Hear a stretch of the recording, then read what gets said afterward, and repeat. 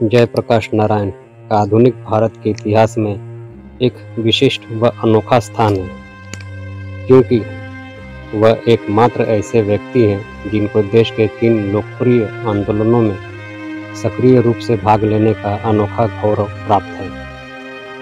उन्होंने न केवल अपना जीवन जोखिम में डालते हुए भारत छोड़ो आंदोलन के दौरान ब्रिटिश औपनिवेशिक शासकों के खिलाफ लड़ाई लड़ी, बल्कि 70 के दशक में भ्रष्टाचार और अधिनायकवाद के खिलाफ आंदोलन का नेतृत्व किया और इसके पहले 50 और 60 के दशकों में लगभग उस वर्षों तक भूदान आंदोलन में भाग लेकर हृदय परिवर्तन के द्वारा बड़े पैमाने पर सामाजिक परिवर्तन लाने का कार्य भी किया।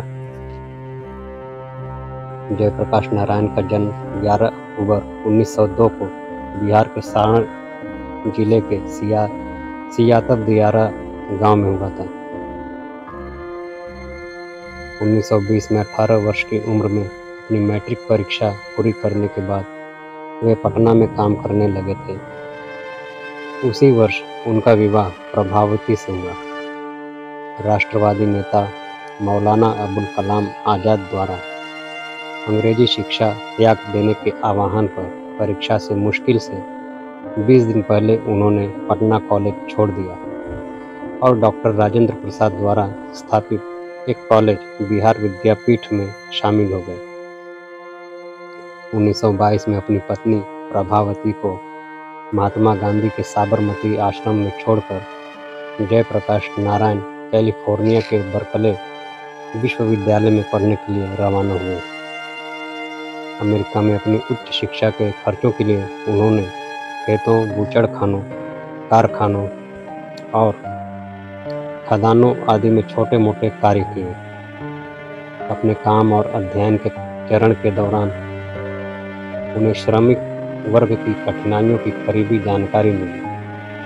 M.N. राय के लेखन से प्रभावित उनको यह यकीन था कि मानव समाज की मुख्य समस्या धन, संपत्ति, पद, संस्कृति और अवसरों में असमानता थी और समय बीतने से यह समाप्त होने वाली नहीं थी। विदेशों में अपनी शिक्षा पूरी करने के बाद जयप्रकाश 1929 में भारत लौटे तो उनके विचारों और दृष्टिकोण में कार्ल मार्क्स का स्पष्ट प्रभाव था। भारत वापस आने समय लंदन में और भारत में उनकी मुलाकात कई कम्युनिस्ट नेताओं से हुई, जिनके साथ उन्होंने भारत की स्वतंत्रता और क्रांति के मुद्दों पर चर्चा की। हालांकि उन्होंने भारतीय कम्युनिस्टों के विचारों का समर्थन नहीं किया, जो राष्ट्रीय कांग्रेस की स्वतंत्रता की लड़ाई के विरुद्ध थे। जवाहरलाल नेहरू के आमंत्रण पर 1929 में वे भारतीय राष्ट्रीय कांग्रेस में शामिल हो गए। उसके पश्चात उन्होंने भारतीय स्वतंत्रता आंदोलन में सक्रिय भूमिका निभाई। ब्रिटिश शासन के खिलाफ सविनय अवज्ञा आंदोलन में सक्रिय रूप से भाग लेने पर 1932 में नासिक जेल में अपने कारावास के दौरान वे राम मनोहर लोहिया, अशोक मेहता, मीनू मसानी, अच्युत पटवर्धन, C.K. नारायण स्वामी और अन्य नेताओं के साथ घनिष्ठ संपर्क में आए। इस संपर्क ने उन्हें कांग्रेस सोशलिस्ट पार्टी में शामिल होने के लिए प्रेरित किया, जो आचार्य नरेंद्र देव की अध्यक्षता में कांग्रेस पार्टी के भीतर वाम झुकाव का एक समूह था। दिसंबर 1939 में CSP के महासचिव के रूप में जयप्रकाश ने लोगों से आह्वान किया कि द्वितीय विश्व युद्ध का फायदा उठाते हुए भारत में ब्रिटिश शोषण को रोका जाए और ब्रिटिश सरकार को उखाड़ फेंका जाए। इस वजह से उन्हें 9 महीनों के लिए जेल में डाल दिया गया।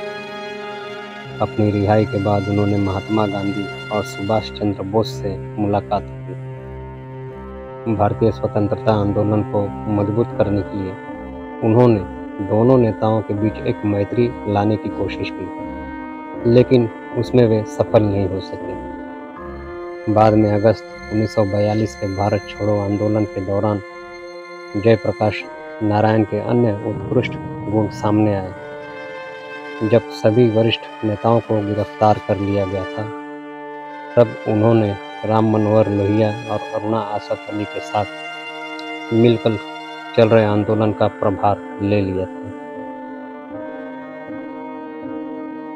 हालांकि वह भी लंबे समय तक जेल से बाहर नहीं रह पाए और जल्द ही उन्हें भारत रक्षा नियम, जो कि एक सुरक्षात्मक कारावास कानून था और जिसमें सुनवाई की जरूरत नहीं थी, के तहत गिरफ्तार कर लिया गया। उन्हें हजारीबाग सेंट्रल जेल में रखा गया था। जेपी ने अपने साथियों के साथ जेल से भागने की योजना बनानी शुरू की।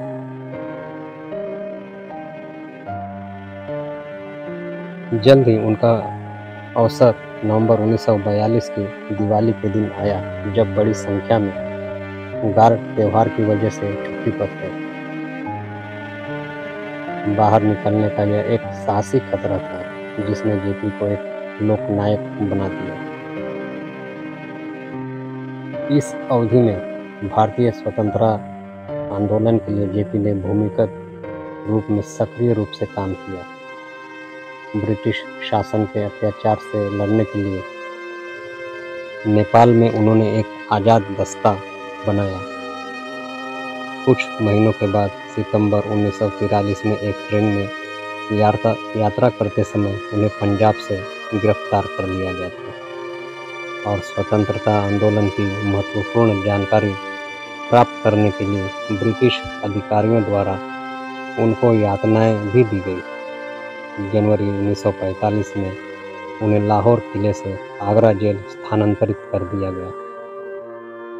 जब गांधी जी ने जोर देकर कहा कि वह केवल लोहिया और जयप्रकाश की बिना शर्त रिहाई के बाद ही ब्रिटिश शासकों के साथ बातचीत शुरू करेंगे, उन्हें अप्रैल 1946 को मुक्त कर दिया गया। इस अवधि के दौरान और भारत के आज़ादी पाने के साथ ही जयप्रकाश को अपने राजनीतिक जीवन से शायद पहली बार सामाजिक परिवर्तन के लिए हिंसा की निरर्थकता का पूर्ण विश्वास हुआ था।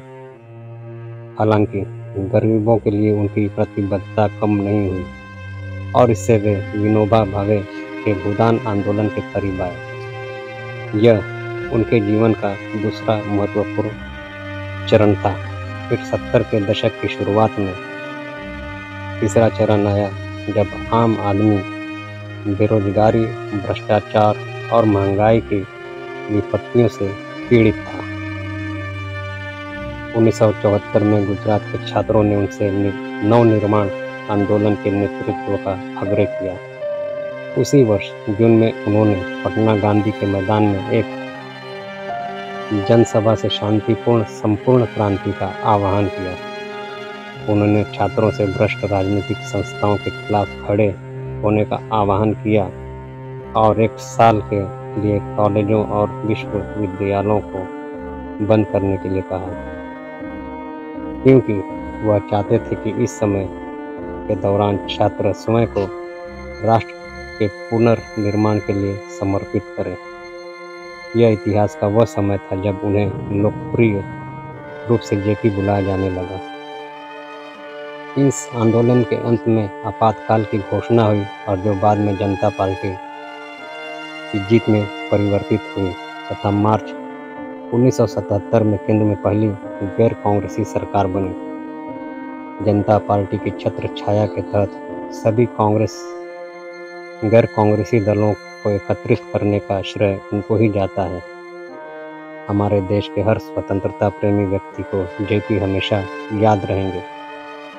एक श्रद्धांजलि के रूप में इस आधुनिक क्रांतिकारी को भारत सरकार ने 1999 में मरणोपरांत देश के सर्वोच्च नागरिक सम्मान भारत रत्न से सम्मानित किया।